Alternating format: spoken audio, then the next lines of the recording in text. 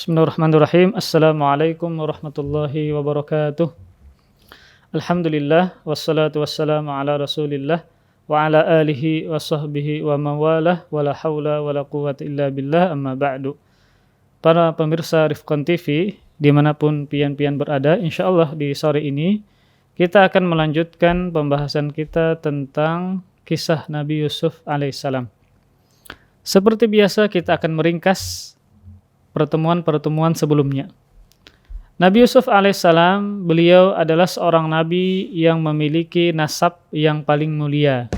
Kenapa? Karena nasab beliau sampai kepada datuk beliau adalah seorang nabi dan rasul.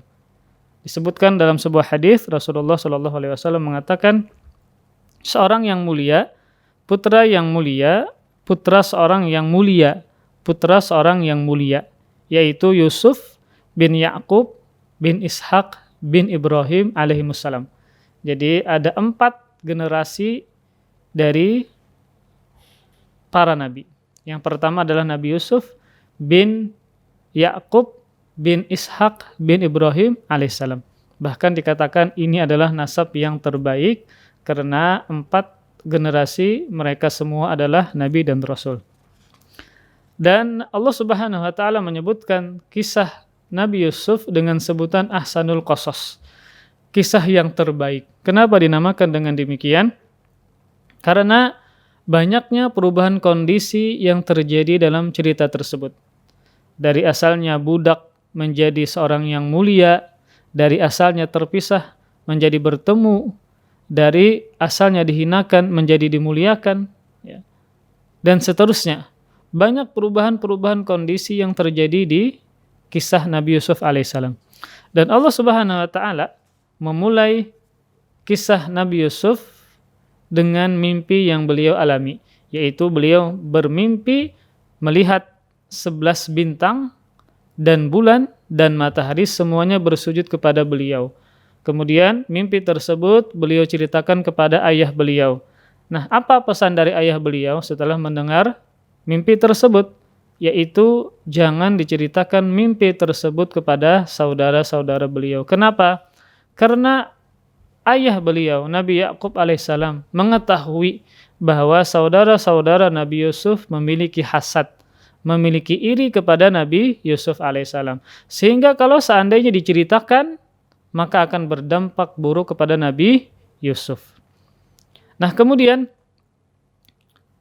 kenapa saudara-saudara Nabi Yusuf ini iri, hasad kepada Nabi Yusuf? Dikarenakan mereka mengetahui bahwa ayah beliau sangat mencintai Nabi Yusuf alaihissalam. Sehingga timbul iri dan dengki kepada Nabi Yusuf alaihissalam. Nah, saking dengkinya, saking irinya, akhirnya mereka merencanakan sebuah rencana, yaitu untuk mencelakakan Nabi Yusuf alaihissalam. Bahkan ada yang memberikan ide bahwa Nabi Yusuf dibunuh saja.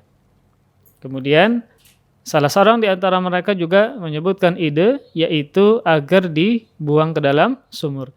Inilah yang mereka sepakati agar mereka bisa menjauhkan Yusuf dengan ayahnya, dibuang ke dalam sumur sehingga akan dipungut oleh orang yang safar, kemudian berpisah dengan ayah mereka. Nah, ketika Nabi Yusuf berpisah dengan ayahnya, maka kecintaan ayah mereka tercurahkan hanya kepada mereka saja. Kemudian singkat cerita, akhirnya Nabi Yusuf di tengah jalan dibuang oleh mereka ke dalam sumur. Kemudian ternyata ada orang safar yang lewat. Kemudian salah seorang dari mereka itu mengambil ember, kemudian berusaha mengambil air di dalam sumur tersebut. Ternyata di dalam sumur ada seorang anak. Kemudian mereka ambil, kemudian mereka masukkan ke dalam barang dagangan mereka. Mereka selundupkan di barang dagangan mereka. Nah, melihat hal tersebut, saudara-saudara Yusuf yang semula mereka masih berada di sekitar sumur, masih memantau, akhirnya mereka menemui para musafir tadi. Dan mereka mengatakan bahwa Yusuf adalah budak mereka yang lari. Sehingga saudara-saudari Yusuf itu meminta harga dari budak tersebut, ya, atau Nabi Yusuf. Kemudian para musafir ini memberikan upah atau harga dengan harga yang murah dan mereka terima. Kenapa? Karena mereka tidak menginginkan upah atau harga dari Nabi Yusuf alaihissalam. Yang mereka inginkan adalah bagaimana Yusuf berpisah dengan ayah mereka, dengan ayahnya.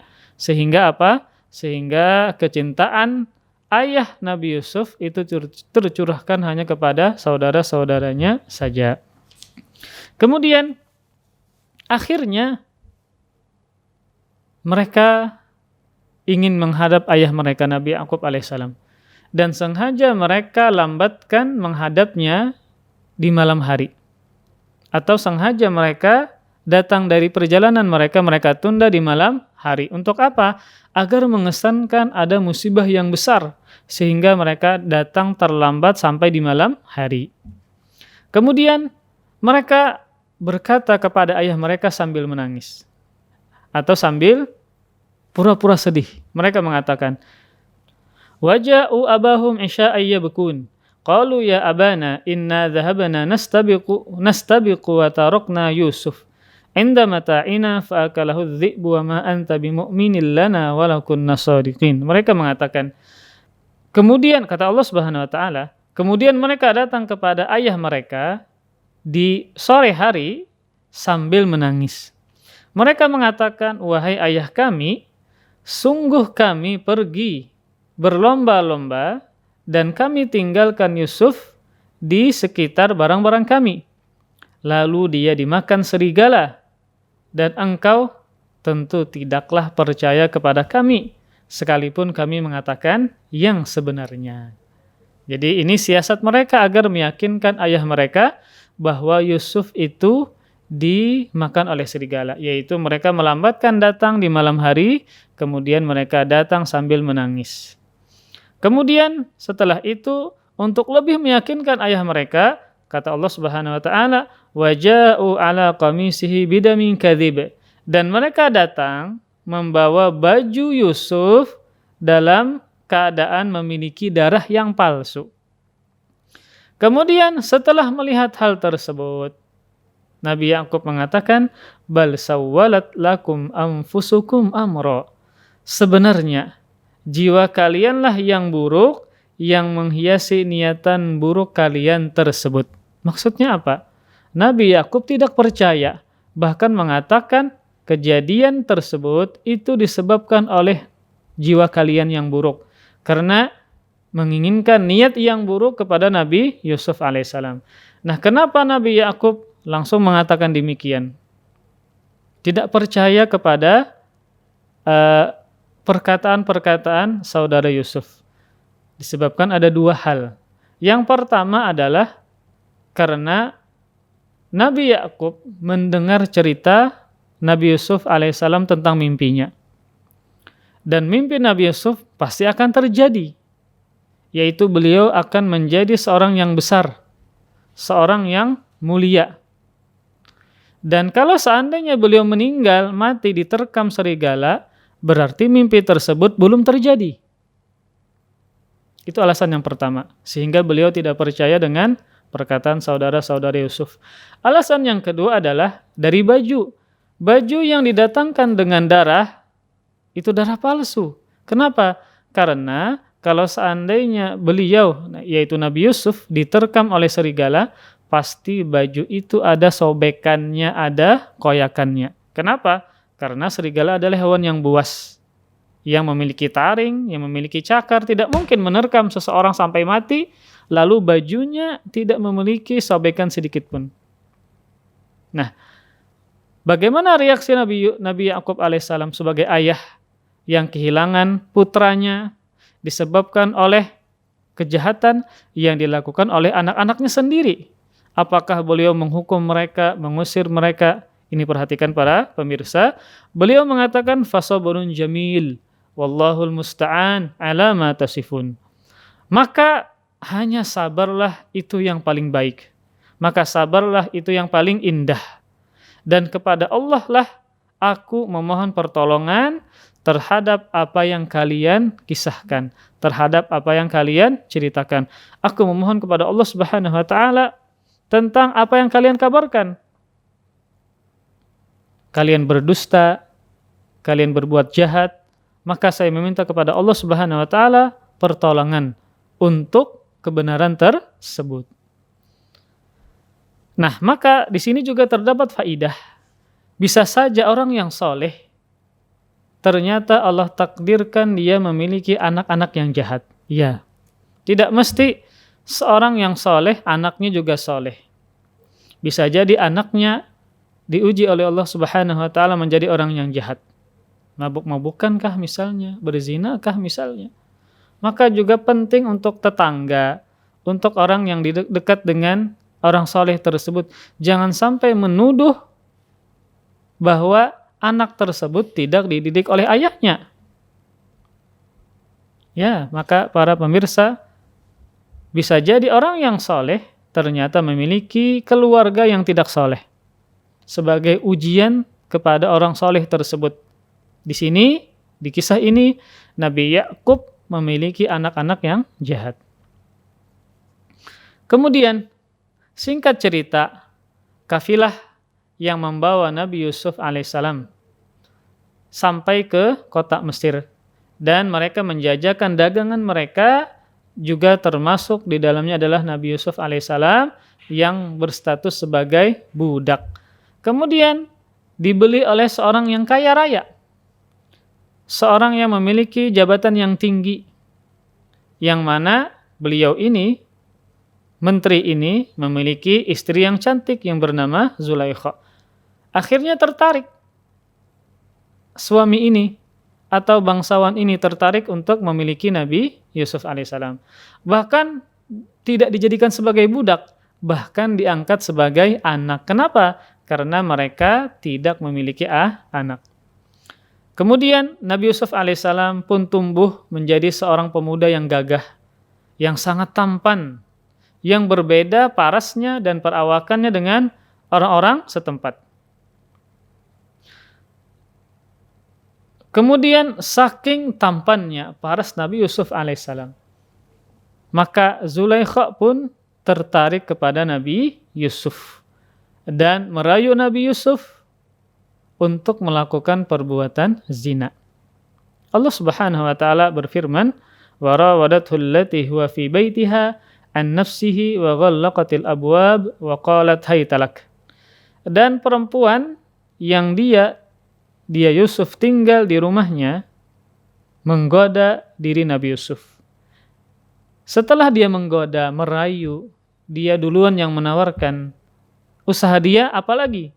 Dan dia menutup pintu-pintu karena rumahnya besar, pintunya banyak.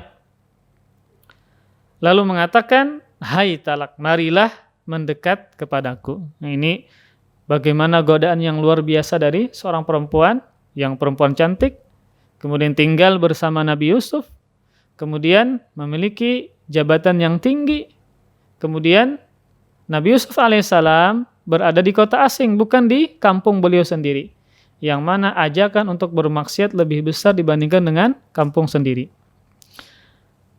Kemudian dahsyatnya rayuan Zulaikha kepada Nabi Yusuf alaihissalam, karena pintu dikunci, kemudian Zulaikha yang menawarkan diri beliau, kemudian wajahnya begitu cantik juga, maka Nabi Yusuf alaihissalam tetap tegar menghadapi godaan maksiat tersebut dengan mengatakan, "Ma'adzallah, innahu rabbi ahsana mathwai, innahu la yuflihu dhalimun." Apa yang beliau ucapkan untuk menghindari perbuatan zina yang begitu menggoda? Di dalam rumah, sepi, pintu dikunci, pian bayangkan, di hadapan pian seorang wanita yang cantik. Di rumah berdua-duaan, sepi, kemudian semua pintu dikunci oleh dia, kemudian dia sendiri yang menawarkan dirinya. Maka bagaimana posisi pian ketika itu? Kalau bukan karena iman, niscaya kita akan terjerumus ke dalam praktek zina tersebut. Nabi Yusuf alaihissalam mengatakan, "Ma'adzallah, aku berlindung kepada Allah. Sesungguhnya tuanku, suaminya dia, telah memperlakukan aku dengan baik. Sungguh orang yang zalim tidak akan pernah beruntung. Jadi di sini Nabi Yusuf mengingat dua hal agar tidak melakukan perzinahan kepada Zulaikha.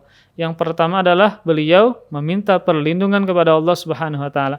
Yang kedua, agar jangan sampai berzina dengan Zulaikha, Nabi Yusuf mengingat jasa suaminya. Kenapa? Karena yang sudah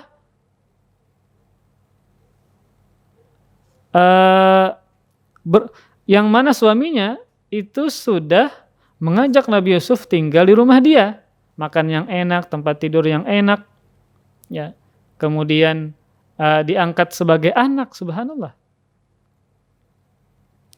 Itu adalah jasa yang luar biasa. Sehingga beliau tidak mau berzina. Kenapa? Karena suaminya sudah banyak melakukan kebaikan kepadaku. Kemudian tafsiran yang kedua, maka maksudnya adalah selain beliau meminta pertolongan kepada Allah berupa perlindungan, beliau juga mengatakan innahu rabbi, bahwasanya Tuhanku, yaitu Allah Subhanahu wa taala, telah memperlakukan aku dengan baik. Karena Allah Subhanahu wa taala memberikan nikmat kepadaku, ya. Melalui jalur si menteri tadi, sudah diberikan kenikmatan, kecukupan, rumah yang mewah, tempat tinggal yang enak, pakaian, makanan, minuman, lengkap sudah. Itu disebabkan apa? Karena Allah Subhanahu wa taala yang menginginkan kebaikan kepada Nabi Yusuf alaihissalam. Sehingga beliau tidak mau mengkhianati nikmat yang Allah berikan kepada beliau. Kemudian Allah Subhanahu wa taala berfirman, "Walaqad hammat bihi wa hamma biha laula an ra'a burhana rabbih kadzalika linasrifa anhu su'a wal fahsya innahu min ibadinal mukhlasin." Dan sungguh perempuan tersebut telah berkehendak kepadanya dan Yusuf pun berkehendak kepadanya. Jadi tergerak syahwat atau keinginan dari Nabi Yusuf alaihissalam. Karena beliau adalah seorang manusia yang sama seperti kita, yang memiliki syahwat. Sama-sama tergerak. Namun, kata Allah Subhanahu wa taala, kalaulah tidak Yusuf melihat tanda dari Rabb-nya, dari Tuhannya. Jadi, beliau akhirnya apa? Tetap untuk tidak mau melakukan perzinahan tersebut. Tetap tegar, sabar menghindari dari perbuatan zina tersebut karena pertolongan Allah Subhanahu wa taala. Kemudian kata Allah, demikianlah kami palingkan darinya keburukan dan kekejian. Sungguh dia Yusuf termasuk hamba kami yang kami pilih. Maka dalam ayat ini dijelaskan bahwa sang wanita juga sudah berhasrat untuk berzina, sangat ingin berhasrat dalam perzinahan dengan Nabi Yusuf alaihissalam, yang terlebih juga semua pintu sudah terkunci. Dan Nabi Yusuf pun yang masih muda, yang belum menikah, apalagi beliau terpisah dari keluarganya di kota orang, ya, yang kalau kita berada di kota orang itu, kesempatan untuk melakukan kemaksiatan lebih besar. Karena kalau di kota sendiri, kalau ketahuan sangat malu oleh orang kampung, oleh keluarga. Ya, makanya banyak orang yang biasanya melakukan perzinahan di luar kota. Kenapa? Karena kalau ketahuan, dia nggak diketahui. Seandainya kalau ketahuan misalnya di luar kota, ya, tidak ketahuan oleh orang kampungnya, oleh keluarganya. Ya. Namun beda hal kalau seandainya dia berzina di tempat dia sendiri, di kampung dia, di kota dia, kalau ketahuan maka akan malu. Orang kampungnya malu, keluarganya malu. Ya. Ini Nabi Yusuf alaihissalam berada di kota yang asing. Nah, kalaulah seandainya bukan karena petunjuk Allah Subhanahu wa taala, maka pastilah Nabi Yusuf itu tergoda dengan rayuan dari si Zulaikha ini. Kemudian akhirnya apa? Maka Nabi Yusuf alaihissalam, kata Allah Subhanahu wa taala, wastabaqal bab, dalam rangka menghindari perzinahan, beliau tidak diam, ada usaha.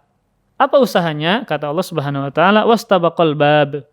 Dan keduanya berlomba menuju pintu. Ini berada di dalam kamar. Pintu rumah sudah ditutup. Nah, keduanya berlomba menuju pintu.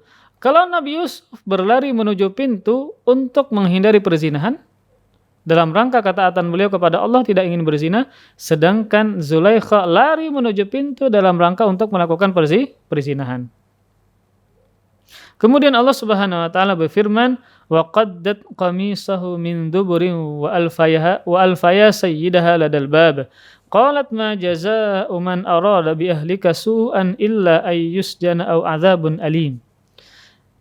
Ketika sama-sama berlari menuju pintu, Nabi Yusuf lari untuk menuju kepada ketaatan, sedangkan Zulaikha lari dalam rangka untuk melakukan perzinahan. Kata Allah Subhanahu wa taala, dan perempuan itu menarik baju Nabi Yusuf dari belakang sampai sobek atau sehingga menjadi sobek. Dan tiba-tiba keduanya mendapati suami perempuan tersebut di depan pintu. Maka perhatikan, ini menunjukkan si perempuan ini bukan cuma cantik, jabatan tinggi, dia juga pintar, cerdas. Maka si perempuan tadi mengatakan setelah ketangkap basah, dia mengatakan memutarbalikkan fakta. Apakah balasan terhadap orang yang bermaksud buruk terhadap istrimu selain dia dipenjara atau dihukum dengan siksaan yang pedih? Setelah kedapatan tertangkap basah, malah dia memfitnah Nabi Yusuf alaihissalam. Apa balasannya bagi orang yang sudah melakukan perbuatan buruk kepada istrimu, wahai suamiku, kata dia. Maka pilihannya cuma dua, kata dia. Penjarakah atau dia mendapatkan siksaan yang pedih. Maka tak terima dengan tuduhan tersebut, Nabi Yusuf pun juga membela dirinya dan mengatakan bahwa itu adalah fitnah. Nah, karena masing-masing mempertahankan argumentasinya, maka akhirnya kata Allah Subhanahu wa taala, wa syahida syahidum min ahliha in kana qamisuhu qudda min qubulin fasadaqat wa huwa minal kadzibin. Wa in kana qamisuhu qudda min duburin fakadzabat wa huwa minas shadiqin. Kata Allah Subhanahu wa taala, ketika Nabi Yusuf dan Zulaikha sama-sama mempertahankan argumentasi mereka, maka kata Allah Subhanahu wa taala, seorang saksi dari keluarga perempuan tersebut memberikan kesaksian. Yaitu apa? Atau memberikan solusi, jika baju gamis Yusuf sobek di bagian depan, maka perempuan itulah yang benar, yang jujur. Karena ketika melakukan perbuatan zina misalnya, lalu perempuannya yang lari, maka dia akan menarik dari arah depan. Dan Yusuflah yang berdusta. Dan jika baju gamisnya sobek di bagian belakang, maka perempuan itulah yang berdusta dan Yusuflah yang jujur. Karena kan posisinya sama-sama lari. Ya. Kalau seandainya Nabi Yusuf yang melakukan perbuatan zina, maka baju Nabi Yusuf dari depan yang sobek. Kalau seandainya dari belakang, berarti Nabi Yusuf yang lari, maka perempuan yang menarik. Sehingga tatkala si menteri ini memeriksa, ternyata bagian yang robek adalah bagian belakang, yang menandakan bahwa Nabi Yusuflah yang kabur, sedangkan Zulaikha lah yang berusaha menarik Nabi Yusuf untuk memaksakan keinginannya. Maka si menteri tersebut akhirnya memutuskan perkara ini dengan mengatakan, innahu min kaidikunna inna kaidakunna azim. Yusuf, a'rid an hadza wastaghfiri li dzambiki innaki kunti minal khati'in. Si Al-Aziz atau menteri ini mengatakan, sesungguhnya ini adalah tipu dayamu wahai istriku. Sungguh tipu dayamu benar-benar besar, benar-benar hebat, kata si suami ini. Kemudian setelah menasihati istrinya, dia mengatakan kepada Nabi Yusuf, wahai Yusuf, lupakanlah ini. Kemudian dia mengatakan kepada istrinya, dan kamu wahai istriku, minta ampunlah atas dosamu karena engkau sungguh benar-benar orang yang bersalah. Nah, sebenarnya si menteri ini, Al-Aziz ini, berusaha meredam skandal tersebut. Namun, sepandai-pandainya menyimpan bau busuk akan keciuman. Sepandai-pandainya tupai melompat, maka akan jatuh juga. Akhirnya tersebarlah berita yang besar tersebut. Kenapa berita ini begitu heboh, begitu besar? Karena yang terjadi ini kepada orang yang spesial, orang yang terhormat, orang yang memiliki jabatan yang tinggi, seorang istri yang cantik, memiliki jabatan tinggi, kemudian dia seorang istri dari menteri, ternyata berselingkuh dengan siapa? Dengan pelayannya atau dengan anak angkatnya. Ini adalah skandal yang begitu besar.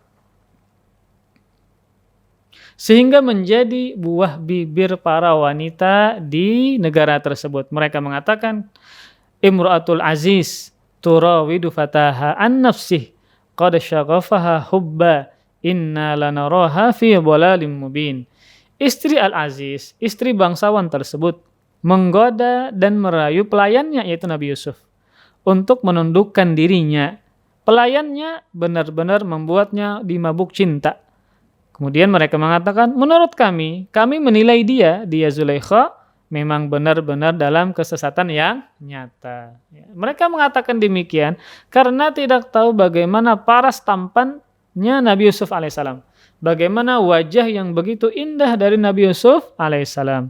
Kemudian Allah Subhanahu wa taala berfirman, "Falamma sami'at bimakrihinna arsalat ilaihinna wa a'tadat lahunna muttaka'a wa atat kulla wahidatin minhunna sikkina wa qalat ikhruj 'alaihinna falamma ra'aynahu akbarnahu wa qatta'na aydiyahunna wa qulna hasya lillah ma hadza bashara in hadza illa malakun karim."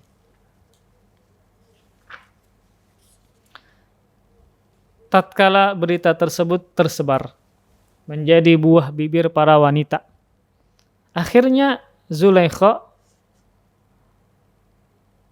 mengundang wanita tersebut. Perhatikan kata Allah Subhanahu wa taala,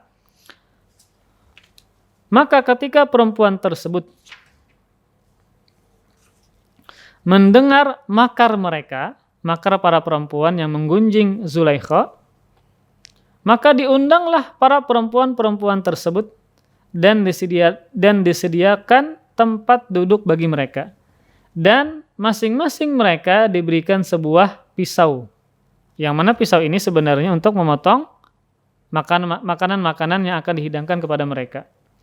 Kemudian si Zulaikha mengatakan kepada Yusuf, "Ukhruj, keluarlah." Untuk apa? Untuk menampakkan bagaimana tampannya Nabi Yusuf di hadapan mereka. Kemudian ketika Zulaikha menyuruh Nabi Yusuf untuk keluar, maka ketika perempuan-perempuan itu melihat Nabi Yusuf alaihissalam, mereka pun terpana dengan Nabi Yusuf alaihissalam. Terpana dengan apa? Dengan ketampanan beliau yang luar biasa. Saking tampannya Nabi Yusuf yang belum pernah mereka lihat sebelumnya, dan mereka tanpa sadar melukai tangan mereka sendiri. Kemudian bukan cuma mereka melukai tangan-tangan mereka, mereka juga mengatakan, Maha sempurna Allah, wa hasya lillah, Maha sempurna Allah. Ini bukanlah manusia, kata mereka. Yang lewat dengan kita ini bukanlah manusia. Mereka mengatakan ini adalah benar-benar malaikat yang mulia. Jadi orang Arab itu ketika mereka mengkiaskan seseorang yang tampan, maka dikiaskan dengan malaikat. Jadi saking terpanaknya dengan ketampanan yang luar biasa dari Nabi Yusuf, ketika Nabi Yusuf keluar dan mereka melihat baru pertama kali, mereka tanpa sadar melukai tangan mereka dan mereka mengatakan, Maha Suci Allah, manusia ini, orang ini bukanlah manusia, tetapi dia adalah malaikat yang mulia. Maka pian perhatikan, sekali saja mereka bertemu, melihat Nabi Yusuf, maka sudah seperti itu. Maka bagaimana dengan Zulaikha yang setiap hari bertemu dengan Nabi Yusuf, yang bahkan satu atap dengan Nabi Yusuf alaihissalam? Bagaimana beliau tidak tergoda dengan Nabi Yusuf alaihissalam? Kemudian bahkan disebutkan dalam sebagian kitab tafsir, di antaranya disebutkan dalam tafsir Al-Imam Al-Qurtubi, bahwa kondisi tatkala mereka melihat Nabi Yusuf itu bukan cuma tangan yang kepotong, tangan yang luka, bukan cuma itu, bahkan lebih parah dari itu. Bahkan disebutkan di dalam sebagian kitab tafsir, ada yang haid ketika itu, subhanallah. Saking kagetnya ini sangat tampan, sampai-sampai perempuan ini ada yang haid, subhanallah. Bahkan ada yang mengatakan juga, terkaget-kagetnya sampai dia meninggal dunia. Nah, maka pian bayangkan bagaimana seorang perempuan yang tinggal seatap dengan Nabi Yusuf, yaitu Zulaikha. Bagaimana tidak mungkin dia tidak bisa tergoda dengan Nabi Yusuf alaihissalam. Makanya Rasulullah Shallallahu Alaihi Wasallam ketika bertemu dengan Nabi Yusuf di malam Isra, ketika melihat Nabi Yusuf, Rasulullah mengatakan dalam sebuah hadis yang sahih yang dikeluarkan oleh Imam Muslim, qad u'tiya syatral hasan. Kata Rasulullah ketika melihat Nabi Yusuf di malam Isra, Rasulullah mengatakan qad u'tiya syatral hasan. Sungguh dia Yusuf telah diberikan setengah dari ketampanan. Seandainya tampan itu memiliki wujud, maka setengahnya adalah milik Nabi Yusuf alaihissalam. Maka pian bayangkan bagaimana tampannya Nabi Yusuf alaihissalam. Nah, setelah melihat terkaget-kagetnya para wanita yang menggibah, yang menggunjing Zulaikha, yang ternyata selingkuh dengan pelayannya, maka Allah Subhanahu wa taala mengatakan, "Fadzalikunna alladzi lumtunnani fi wa laqad rawattuhu an nafsihi fasta'sam wa la illam yaf'al ma amuruhu la yusjananna wa la yakuna minas saghirin." Allah Subhanahu wa taala menghikayatkan perkataan Zulaikha, itulah orangnya yang menyebabkan kalian mencela aku karena aku tertarik kepadanya. Itulah orangnya.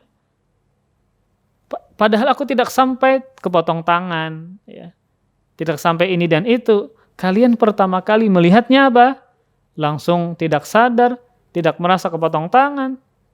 Kemudian ada yang tadi disebutkan dalam sebagian kitab tafsir, ada yang haid, bahkan ada yang meninggal saking kagetnya, subhanallah.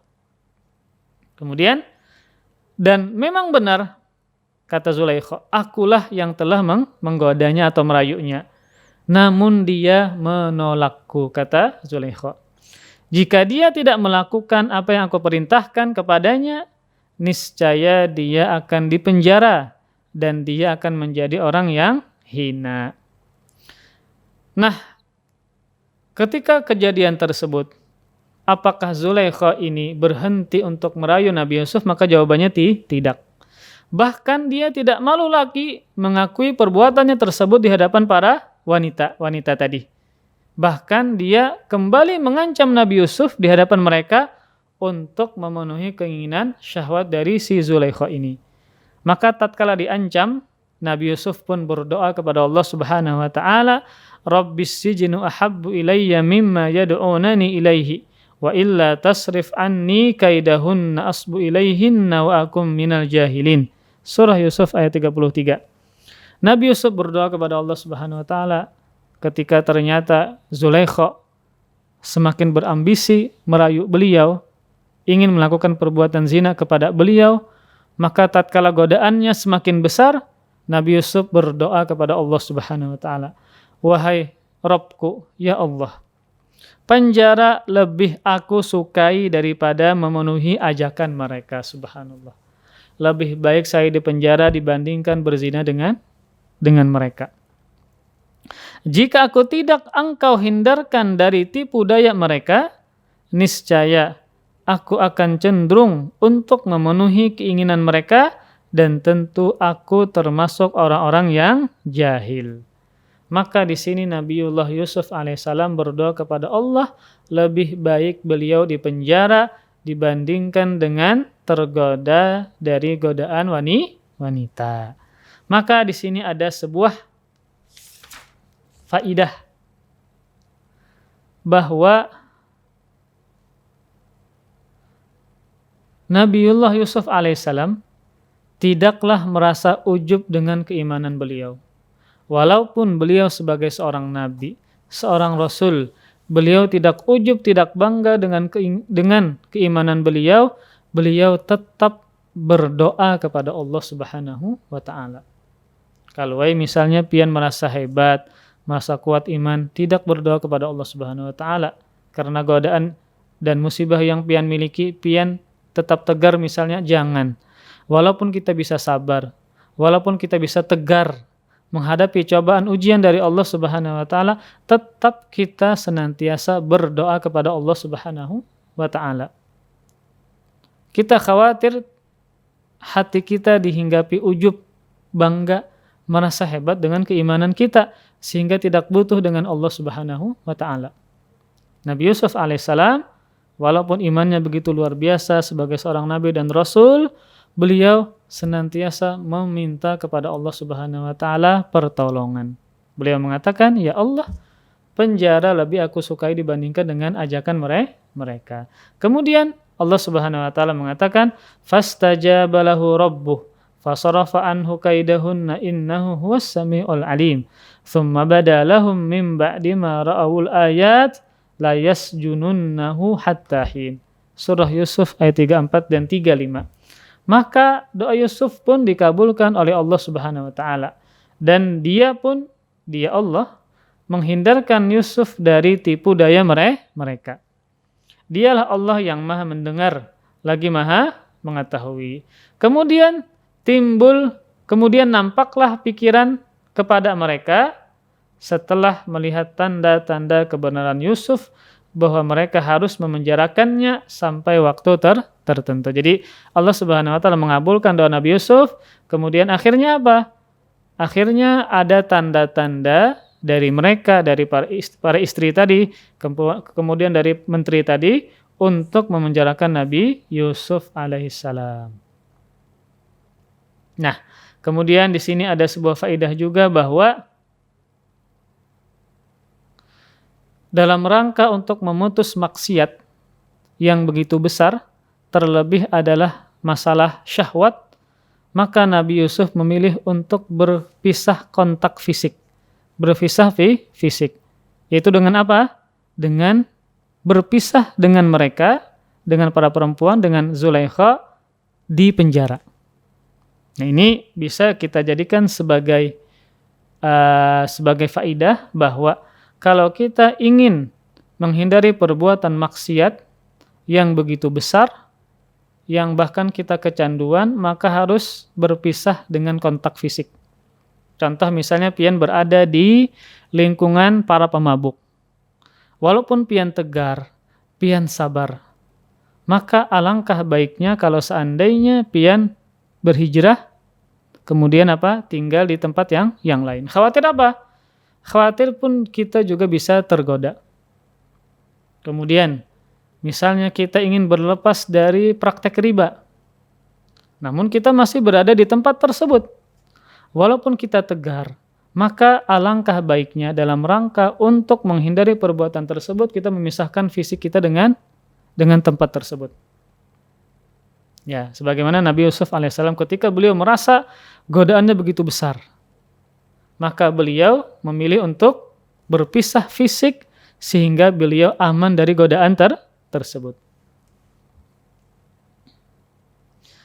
Kemudian singkat waktu ketika beliau akhirnya di penjara, maka apa yang dilakukan oleh Nabi Yusuf alaihissalam?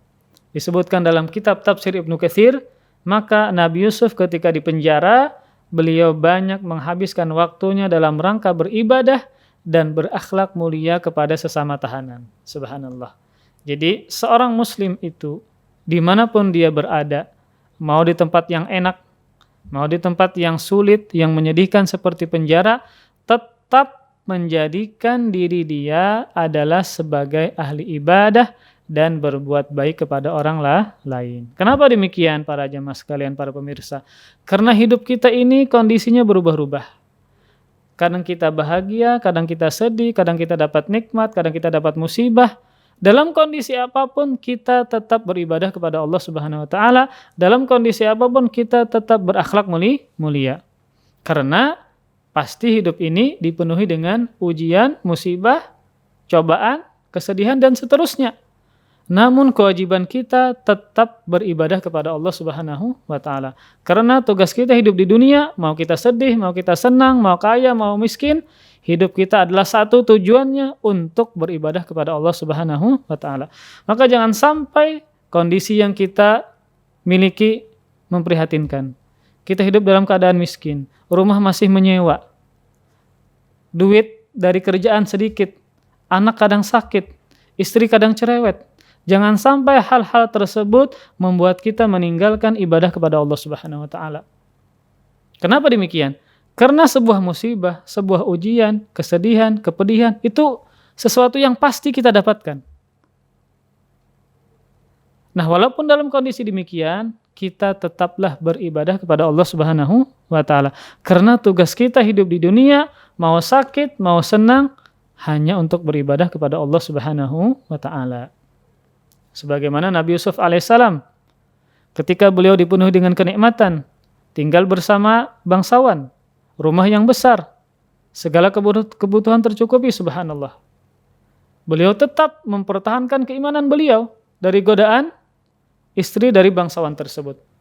Namun ketika situasinya sudah merajalela, beliau khawatir terjadi perzinahan, akhirnya beliau memilih untuk dipenjara. Namun di penjara beliau menghabiskan waktunya untuk beribadah kepada Allah Subhanahu wa taala dan berakhlak mulia, serta juga beliau rajin memberikan nasihat untuk membantu para penghuni penjara, sehingga akhirnya para penghuni ini menyukai Nabi Yusuf alaihissalam. Bahkan disebutkan dalam kitab tafsir Ibnu Katsir bahwa ada beberapa penghuni penjara yang sudah ternyata berhak untuk keluar penjara namun menolak untuk keluar. Kenapa?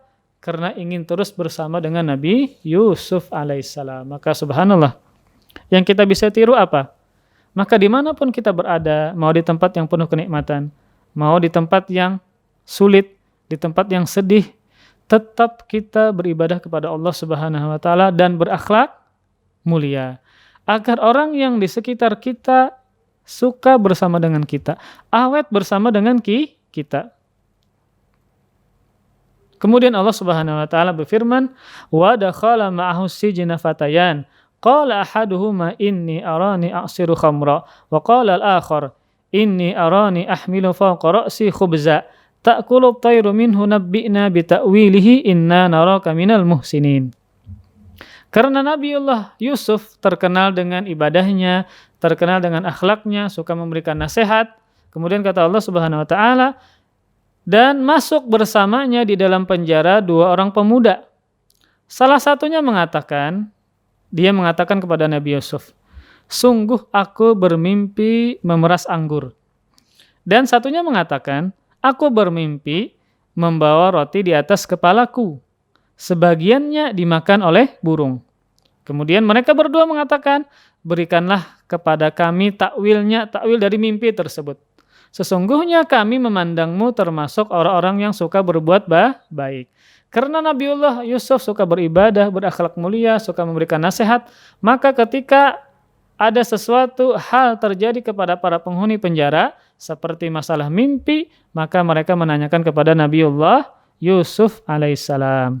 Dan disebutkan dalam kitab Al-Imam Al-Qurtubi, tafsir Qurtubi, bahwa keahlian atau kepiawaian di negeri Mesir pada saat tersebut, di zaman Nabiullah Yusuf alaihissalam, adalah keahlian menafsirkan mimpi.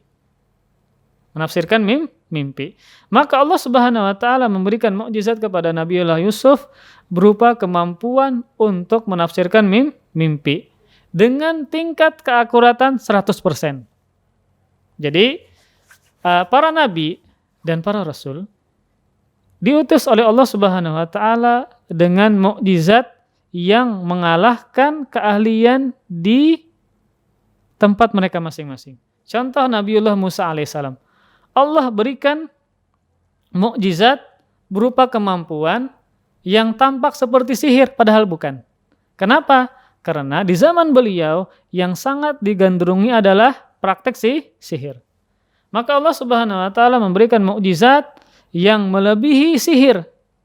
Kalau sihirnya para tukang sihir Firaun itu ketika mereka melemparkan tongkat, itu tongkat itu menjadi ular. Namun tidaklah menjadi ular dengan sebenarnya, namun hanya sebatas hayalan mata yang dilakukan oleh jin atau syaitan.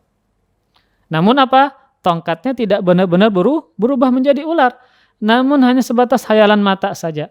Berbeda dengan Nabiullah Yusuf alaihissalam.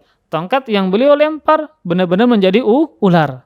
Sehingga ketika para tukang sihirnya melihat, mereka sadar bahwa Nabiullah Musa bukanlah seorang tukang sihir. Kenapa? Karena jenis kehebatannya berbeda. Kalau mereka hanya sebatas tongkat yang dihayalkan mata seakan-akan berubah menjadi ular. Namun kalau Nabi Musa alaihissalam benar-benar tongkatnya menjadi ular yang besar sehingga memakan tongkat-tongkat mereka. Ketika melihat kejadian tersebut, akhirnya apa?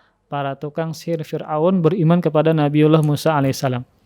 Dan juga seperti mukjizatnya Nabi Isa alaihissalam di zaman beliau yang sangat digandrungi, yang sangat populer adalah pengobatan, kedokteran. Nah, mukjizat Nabiullah Isa alaihissalam sanggup untuk menyembuhkan dengan waktu yang singkat seorang yang buta dari lahir. Dan itu sangat sulit mereka kerjakan. Padahal pengobatan sangat maju di masa itu. Namun mereka tidak bisa menyembuhkan orang yang buta sejak lahir. Bahkan Nabiullah Isa bisa menghidupkan orang yang sudah mati. Maka kedokteran mana yang sanggup untuk bisa menghidupkan orang yang mati? Jadi mukjizat para nabi itu biasanya tergantung dengan sesuatu yang digandrungi oleh kaumnya masing-masing.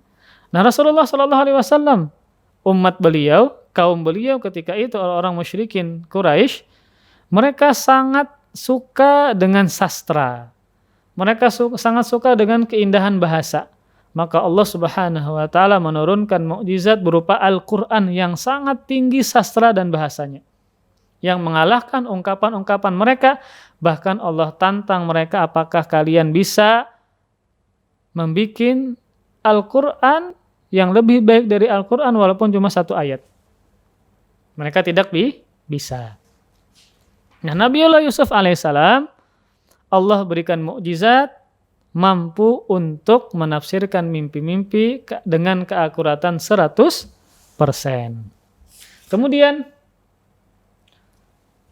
tatkala Nabi Yusuf alaihissalam didatangi oleh dua orang tersebut untuk ditafsirkan mimpinya, maka Nabi Yusuf mengatakan, la ya'tikuma ta'amun turzaqanihi illa nabba'tukuma bita'wilih qabla an ya'tiyakuma. Kata Nabiullah Yusuf, takwil mimpi kalian berdua pasti aku akan beritahukan sebelum tibanya jatah makanan yang akan dihidangkan kepada kalian. Jadi beliau menunda nanti. Tenang saja, takwil mimpi kalian nanti aku akan beritahukan kalian ketika makanan yang dihidangkan kepada kalian sudah tiba. Kenapa demikian? Disebutkan dalam tafsir Ibnu Asyur At-Tahrir wa Tanwir bahwa para penghuni penjara tidak mengetahui waktu karena seluruh pintu dan jendela tertutup dan dalam keadaan gelap, sehingga tidak bisa diketahui ini waktunya kapan. Nah, maka Nabiullah Yusuf alaihissalam bisa memberitahui kapan ditakwilkan mimpi tersebut, yaitu oleh jadwal makan dan tidur. Makanya Nabiullah Yusuf alaihissalam menjadikannya sebagai patokan. Jadi nanti ketika ada jatah makan kalian, maka saya kasihkan takwil mimpi kalian.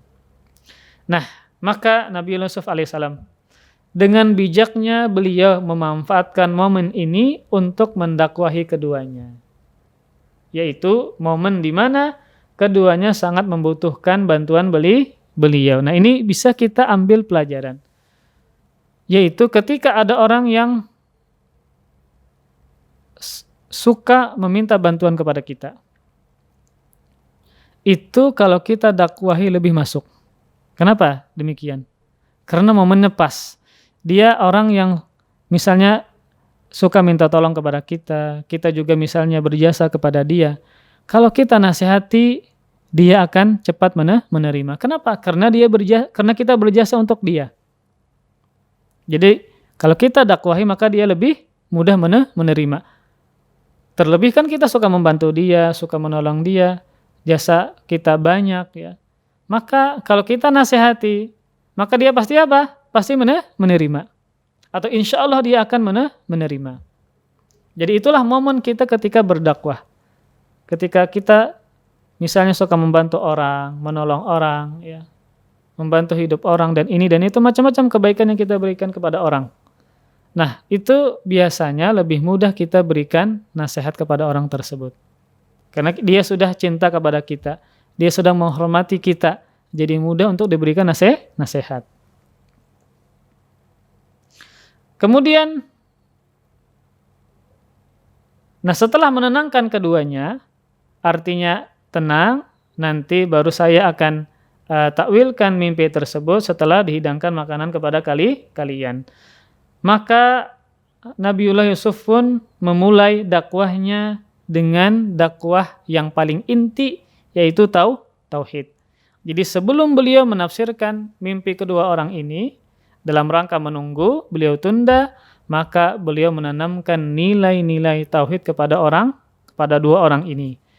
Kata Nabi Yusuf alaihissalam, "Dzalikuma mimma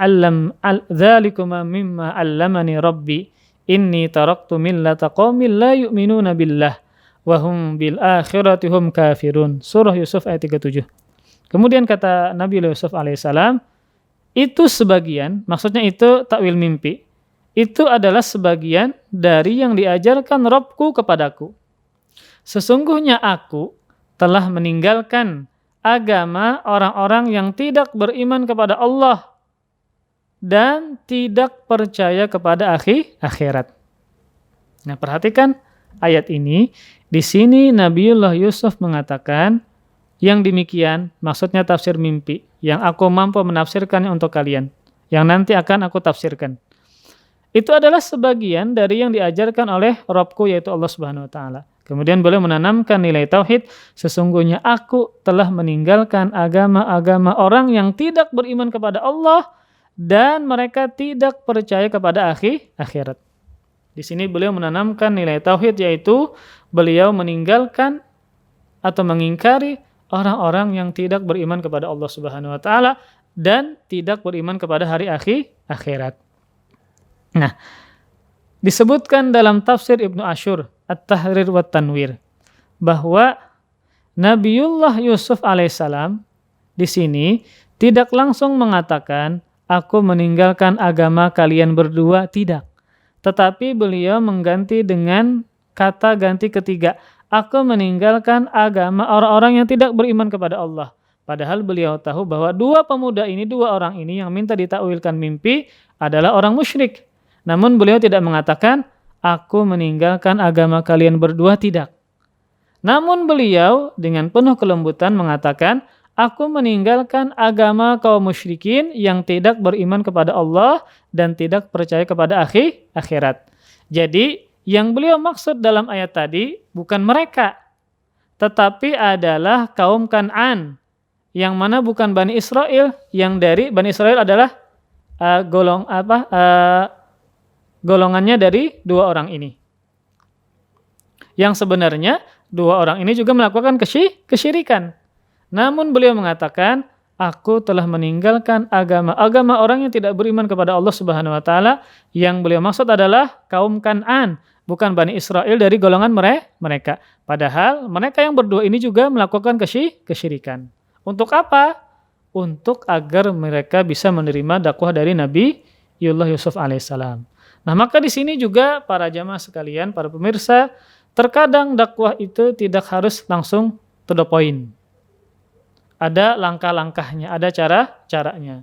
Ketika kita mendakwahi kampung yang banyak pemabuk, tidak bisa langsung tidak bisa kita langsung belak-belakan haram ini haram itu. Terkadang kita perlu proses, perlu langkah-langkah agar mereka bisa meninggalkan perbuatan minum-minum khamar tersebut. Nah, sebagaimana Nabiullah Yusuf alaihissalam. Kemudian Nabiullah Yusuf alaihissalam melanjutkan, wattaba'tu millata abai Ibrahim wa Ishaq wa Ya'qub ma kana lana an nusyrika billahi min syai'in dzalika min fadlillahi alaina wa 'alan nasi walakin aktsaran nasi la yashkurun. Kata Nabiullah Yusuf alaihissalam menanamkan nilai tauhid kepada kedua orang ini, dan aku mengikuti agama nenek moyangku, yaitu Ibrahim, Ishak, Ya'qub. Maka tidaklah pantas bagi kami, kata Nabiullah Yusuf, menyekutukan sesuatu apapun dengan Allah Subhanahu wa Ta'ala.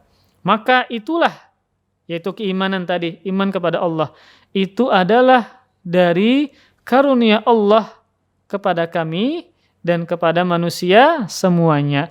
Tetapi kebanyakan manusia tidak bersyukur kepada Allah Subhanahu wa Ta'ala. Maksudnya apa? Tidak bersyukur di sini, yaitu tidak bersyukur terhadap nikmat iman dan tauhid. Karena tadi konteksnya Nabiullah Yusuf alaihissalam, beliau mengatakan, aku mengikuti agama nenek moyang yang lurus, yaitu Nabi Ibrahim, Ya'qub, dan Ishak. Kemudian beliau mengatakan, beliau mengatakan kami tidak menyekutukan Allah Subhanahu wa Ta'ala sedikit pun, dan itu adalah nikmat dari Allah Subhanahu wa Ta'ala, karunia dari Allah Subhanahu wa Ta'ala. Maka kata beliau di akhir ayat, beliau mengatakan, namun kebanyakan manusia tidak bersyukur, yaitu apa? Tidak mensyukuri nikmat tauhid dan iman. Kenapa demikian para pemirsa? Dikarenakan betapa banyak orang yang hanya perhatian dalam mensyukuri nikmat duniawi saja, sementara lupa untuk bersyukur dengan nikmat yang paling agung, yaitu nikmat iman dan Islam. Caranya bagaimana? Kita mensyukuri nikmat kita adalah seorang muslim, orang yang mentauhidkan Allah Subhanahu wa Ta'ala. Caranya bagaimana kita mensyukurinya? Dengan apa? Dengan bertakwa kepada Allah Subhanahu wa Ta'ala, dengan meninggalkan perbuatan syirik, dengan mempertebal keimanan kita kepada Allah Subhanahu wa Ta'ala. Itu cara bersyukur terhadap nikmat iman dan tauhid. Ya, nah. Ini masih banyak yang akan kita bahas, ya. Insya Allah akan kita teruskan di pertemuan berikutnya. Kisah Nabiullah Yusuf bagian 4, ya. Insya Allah hari Senin kita akan teruskan. Jadi sangat banyak faedah yang kita bisa ambil di kisah Nabiullah Yusuf ini. Dari awal kita sebutkan bagaimana beliau mempertahankan keimanan beliau dari godaan seorang wanita yang cantik untuk melakukan sebuah dosa besar, yaitu perzinahan. Maka beliau melakukan usaha yang macam-macam. Beliau lari, ya. Kemudian juga beliau meminta perlindungan kepada Allah Subhanahu wa Ta'ala. Kemudian beliau akhirnya apa? Berdoa kepada Allah agar masuk penjara. Maka hidup di penjara lebih baik daripada hidup dengan penuh kenikmatan namun dihiasi dengan kemaksiatan, yaitu perzinahan. Kemudian juga bagaimana dakwah beliau kepada orang yang meminta bantuan kepada beliau. Jadi ini termasuk momen kita dalam berdakwah. Ketika ada orang yang kita bantu, orang yang kita suka menolongnya, maka ketika kita suka bantu, kita suka tolong, kita memiliki jasa terhadap kehidupan dia, biasanya dia lebih mudah menerima nasihat yang kita berikan. Kenapa? Karena dia suka dengan kita, dia sudah cinta dengan kita, karena kita sudah berbuat baik kepada dia. Maka itu termasuk momen untuk berdakwah, yaitu mendakwahi orang-orang yang suka kita tolong. Kemudian juga termasuk nikmat Allah Subhanahu wa Ta'ala, dan ini adalah nikmat yang paling besar, adalah nikmat iman dan tauhid. Dan betapa banyak orang yang lalai dengan iman ini, dengan nikmat ini, yang mereka syukuri hanya nikmat dunia saja. Padahal nikmat iman dan nikmat tauhid adalah sebaik-baik nikmat yang menghantarkan seseorang dari siksa yang menghantarkan seseorang ke dalam surganya Allah Subhanahu wa taala dan menghindarkan dari siksa api neraka. Maka cara mensyukurinya adalah dengan tidak menyekutukan Allah Subhanahu wa taala sedikit pun, kemudian juga dengan mempertebal keimanan kita kepada Allah Subhanahu wa taala. Wallahu a'lam bishawab. Ya, ini yang bisa ulun sampaikan, semoga bermanfaat. Salah khilaf ulun mohon maaf. Kita tutup dengan kafaratul majlis. Subhanakallahumma bihamdik asyhadu an la ilaha illa anta astaghfiruka wa atubu ilaik. Wassalamualaikum warahmatullahi wabarakatuh.